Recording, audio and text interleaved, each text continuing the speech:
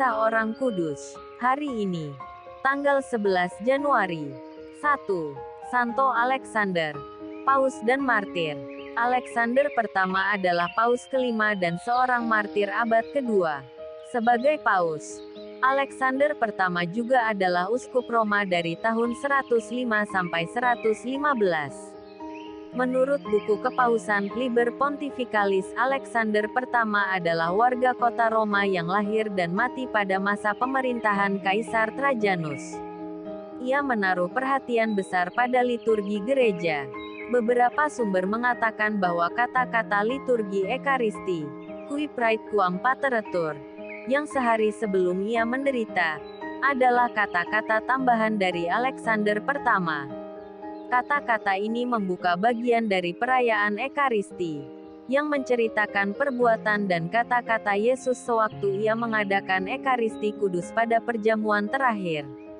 Beliau juga memerintahkan agar anggur yang dipakai dalam perayaan Ekaristi dicampur sedikit dengan air, sebagai lambang darah dan air yang keluar dari lambung Yesus yang tertikam tombak di atas salib.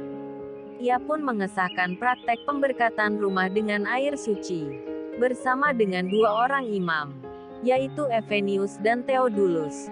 Alexander pertama dipenggal kepalanya pada tahun 115.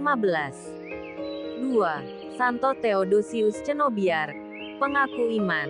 Theodosius lahir di Kapadokia, Asia Kecil pada tahun 423. Ia mengabdikan diri pada cara hidup yang menghargai kesunyian. Setelah beberapa lama ia melayani sekelompok umat Kristen di Bethlehem. Ia memencilkan diri untuk berdoa dan bertapa di sebuah gua di puncak gunung dekat padang gurun. Mendengar kesucian Theodosius, banyak orang yang berbondong-bondong datang kepadanya untuk mendapatkan bimbingan rohani. Untuk itu, ia mendirikan sebuah pertapaan di Chatimus, tak jauh dari Bethlehem. Pelajaran pertama yang diberikan kepada para muridnya ialah kenangan akan kematian Yesus sebagai dasar kesempurnaan religius.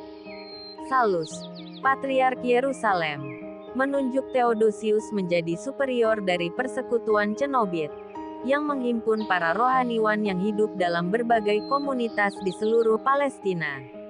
Oleh karena itu, Theodosius disebut juga Cenobiarch. Ia hidup kurang lebih selama 100 tahun. Ia meninggal kira-kira tahun 529. 3. Santo Petrus Balsamus, martir. Balsamus adalah seorang pemuda Yudea, Palestina. Ia diterima ke dalam pangkuan gereja Katolik dan dipermandikan dengan nama Petrus sebagai tanda penghormatannya kepada Rasul Petrus, ketua para rasul yang diangkat Yesus sebagai pemimpin gereja yang pertama, dan sebagai ungkapan untuk mengikuti jejak Petrus.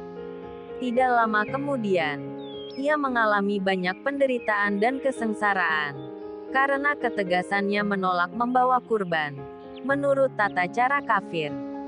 Kepada penguasa yang menyuruhnya membawa kurban berhala itu, ia menjawab, "Saya hanya membawa kurban kepada Tuhanku, yang telah mengorbankan dirinya demi keselamatanku dan keselamatan seluruh umat manusia." Pada saat itu, hakim bertanya kepadanya, "Apakah pekerjaanmu, hai anak muda?" Petrus dengan berani menjawab, "Saya seorang Kristen." Tak ada martabat yang lebih mulia daripada martabat seorang murid Kristus. Jawabannya itu menyeretnya ke dalam penderitaan yang sangat mengerikan. Ia disesah dan disiksa dengan berbagai cara yang kejam, agar ia bisa menyangkal imannya. Pada puncak penderitaannya, ia berseru dengan suara nyaring, "Apakah yang akan kuberikan kepada Tuhan? Karena ia sudah menganugerahkan kepadaku semua yang kubutuhkan untuk hidupku. Saya dengan senang hati akan meminum piala penderitaan ini serta memanggil nama Tuhanku." Banyak orang yang menyaksikan penyiksaan atas dirinya terharu. Namun ia sendiri menghibur mereka dan mengatakan kepada mereka, bahwa penderitaannya itu belum seberapa beratnya bila dibandingkan dengan penderitaan Yesus. Hukuman yang diberikan kepadanya berbunyi sebagai berikut, Petrus Balsamus karena tidak mau menaati perintah Kaisar yang tak terkalahkan. serta dengan gigih membela ajaran seorang pemuda yang sudah dihukum mati di atas salib, maka ia juga harus disalibkan. Mendengar bunyi hukuman itu, Petrus dengan senang menjawab, "Engkau telah memberikan kepadaku apa yang dirindukan jiwaku selama ini, yaitu mati demi Kristus, Tuhanku." Santo Petrus Balsamus mati sebagai martir pada tahun 310, awal abad keempat. Santo Paus Alexander, Santo Theodosius Cenobiarch dan Santo Petrus Balsamus, doakanlah kami. Kakarla Channel.